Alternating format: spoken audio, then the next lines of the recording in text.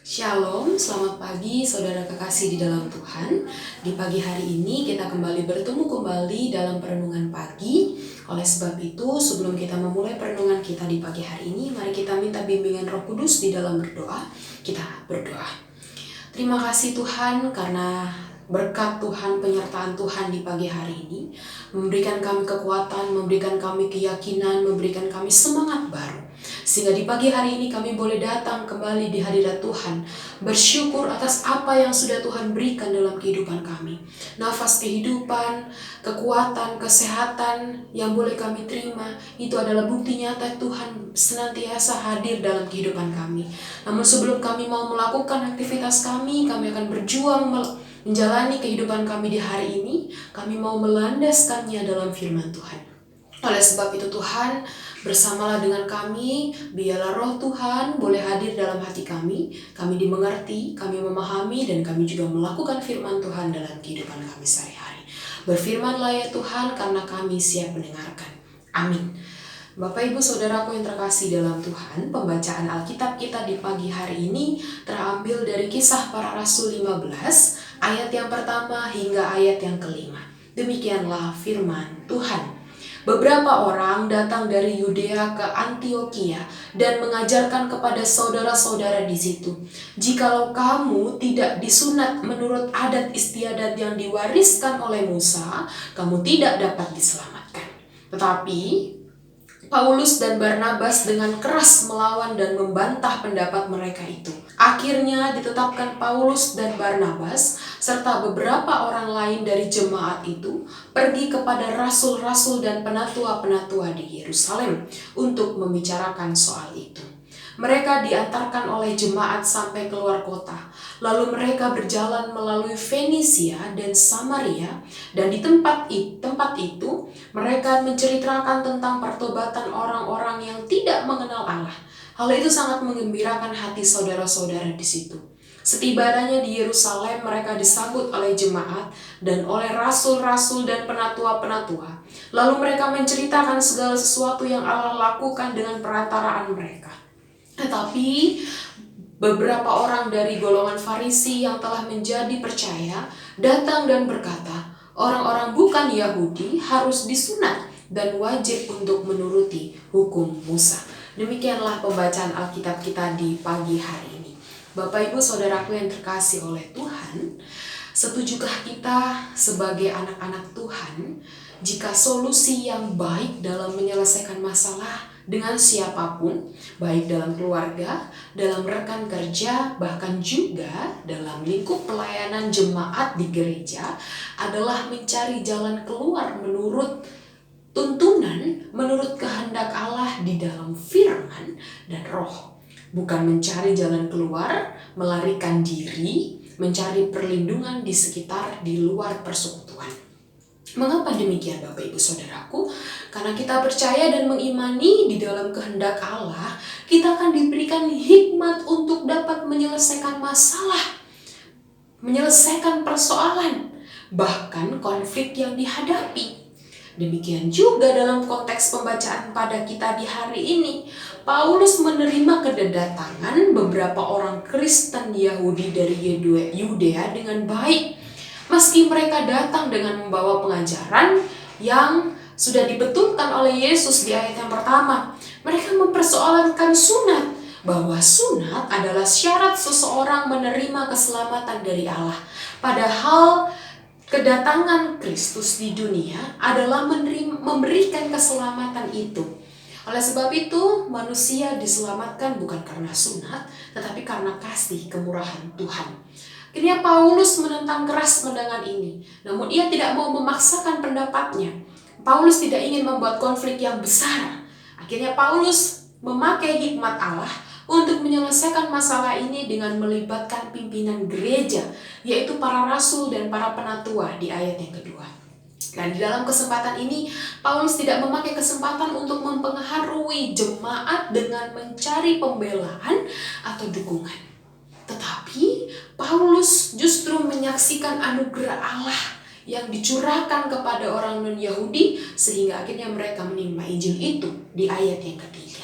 Nah, saudaraku yang dikasihi oleh Tuhan, Sebagai hamba Kristus yang setia, mereka yakin bahwa Kristus datang untuk memerdekakan kita dari hukum Taurat dan merobohkan tembok pemisah antara bangsa Yahudi dan bangsa-bangsa bukan Yahudi, dan menyatukan keduanya di dalam Kristus. Lalu pertanyaannya, cara apa yang digunakan Paulus beserta rekan-rekannya untuk mencegah masalah yang timbul dari konsep keselamatan tentang sunat itu? Paulus dan Barnabas serta beberapa orang lain dari jemaat itu pergi kepada rasul-rasul dan penatua-penatua di Yerusalem untuk membicarakan persoalan itu. Mari kita lihat, Paulus dengan tidak tinggi hati memaksa kehendaknya sendiri. Paulus tetap tenang serta tidak gegabah sehingga dapat mengelola konflik atau perselisihan dengan baik dan tidak menimbulkan masalah yang besar.